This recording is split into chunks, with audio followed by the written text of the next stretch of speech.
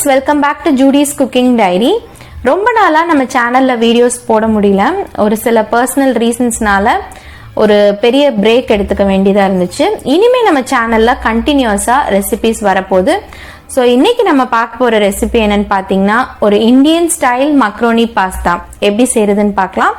வாங்க வீடியோக்குள்ள போகலாம். ஃபர்ஸ்ட் ஒரு பாத்திரத்தில் தண்ணி கொதிக்க வச்சுக்கோங்க.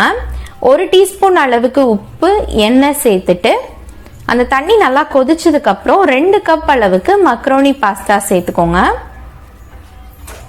தண்ணி அளவா இருக்கணும்னு கிடையாது, ஜஸ்ட் அந்த பாஸ்தா முங்குற அளவுக்கு இருந்தா போதும்.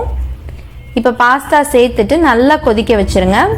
நமக்கு பாஸ்தா வெந்து வர்றதுக்கு கரெக்டா 10 மினிட்ஸ் ஆகும். 10 நிமிஷத்துல நல்லா வெந்ததுக்கு அப்புறம் அந்த தண்ணியை ஃபுல்லா வடிச்சிட்டு இன்னொரு பாத்திரத்துல எடுத்து வச்சுக்கோங்க. நம்ம சேனல்ல ஏற்கனவே ஒயிட் சாஸ் பாஸ்தா பண்ணிருக்கேன். ஸோ அதோட லிங்க் நான் டிஸ்கிரிப்ஷன் பாக்ஸ்ல கொடுக்குறேன், தேவைப்படுறவங்க செக் பண்ணிக்கோங்க. இன்னைக்கு நம்ம நல்லா காரசாரமான ஒரு மசாலாஸ்லாம் ஆட் பண்ணி சூப்பரான ஒரு இந்தியன் ஸ்டைல் பாஸ்தா தான் பார்க்க போறோம். இப்ப பேன்ல 1 டீஸ்பூன் அளவுக்கு எண்ணெய் சேர்த்துட்டு பொடியா நறுக்குன இஞ்சி பூண்டு சேர்த்துக்கோங்க. பச்சை மிளகா காரத்துக்கு ஏற்ற அளவு நான் ஒரே ஒரு பச்சை மிளகா சேர்த்திருக்கேன். ஸோ அதை சேர்த்துட்டு நல்லா வதக்கி விட்டுக்கோங்க. இப்போ இது நல்லா வறுபட்டதுக்கு அப்புறம் ஒரு பெரிய வெங்காயத்தை நல்லா பொடி பொடியாக கட் பண்ணி அதை சேர்த்துக்கோங்க. வெங்காயம் நல்லா வதங்கினதுக்கு அப்புறம் ஒரு பெரிய சைஸ் தக்காளி இல்லைன்னா 2 சின்ன சைஸ் தக்காளி நல்லா ஃபைனா சாப் பண்ணி சேர்த்துக்கோங்க. வெங்காயம் தக்காளி நல்லா வதங்கி வர்றதுக்கு உப்பு சேர்த்துக்கோங்க.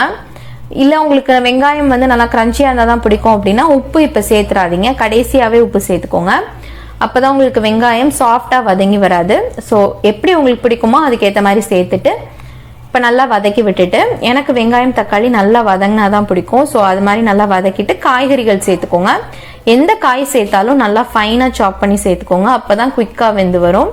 நான் ஒரு கேரட்டை பொடி பொடியாக கட் பண்ணி சேர்த்துட்டு கொஞ்சமாக தண்ணியை ஆட் பண்ணி 3 to 5 மினிட்ஸ் லோ ஃப்ளேமில் வச்சு குக் பண்ணோம்னா நல்லா காய் சாஃப்டாக வெந்து வந்துடும். ஸோ இதில் இப்போ நம்ம மசாலா சேர்த்துக்கலாம். மிளகாய்த்தூள், கரம் மசாலா சேர்த்துட்டு நல்லா மிக்ஸ் பண்ணி விட்டுக்கோங்க. 2 டீஸ்பூன் அளவுக்கு டொமேட்டோ சாஸ் சேர்த்துக்கோங்க. இது சேர்த்திங்கன்னா நல்லா சாஸியாக ஒரு புளிப்பு டேஸ்ட் உங்களுக்கு நல்லா கிடைக்கும், அதுக்காக தான் சேர்த்துக்கிறோம். இல்லை சில்லி சாஸ் பிடிக்கும்னா அது கூட நீங்கள் சேர்த்துக்கலாம். சேர்த்துட்டு 1 நிமிஷம் லோ ஃப்ளேமில் வச்சு நல்லா மிக்ஸ் பண்ணிக்கோங்க. இப்போ இதில் நம்ம வேக வச்சிருக்கிற அந்த பாஸ்தா சேர்த்து நல்லா மிக்ஸ் பண்ணிக்கலாம். இந்த ஸ்டேஜில் உங்ககிட்ட இட்டாலியன் ஹர்ப்ஸ் இருந்துச்சுன்னா அது சேர்த்துக்கலாம். ஆரிகானோ இல்லை மிக்சட் ஹர்ப்ஸ் இருந்துச்சுன்னா அதை சேர்த்துட்டு நல்லா மிக்ஸ் பண்ணி விட்டுக்கோங்க. ஜஸ்ட் ஒரு பிஞ்ச் ஆட் பண்ணால் கூட போதும். ஸோ இப்போ சேர்த்துட்டு நல்லா மிக்ஸ் பண்ணதுக்கப்புறம் 1/4 டீஸ்பூன் அளவுக்கு பெப்பர் பவுடர் சேர்த்துக்கோங்க. இப்போ ஜஸ்ட் நீங்கள் அடுப்பை ஆஃப் பண்ணிட வேண்டியதான். அந்த கடைசியாக நம்ம பெப்பர் பவுடர் சேர்த்தாலே அந்த காரத்தோட பஞ்ச் நல்லா அந்த ஃப்ளேவர் கொடுக்கும். ஸோ இதுக்கப்புறம் ஒரு கைப்பிடி அளவு கொத்தமல்லி இலை தூவி இறக்கணும்னா சூப்பரான மசாலா பாஸ்தா ரெடி ஆயிருச்சு.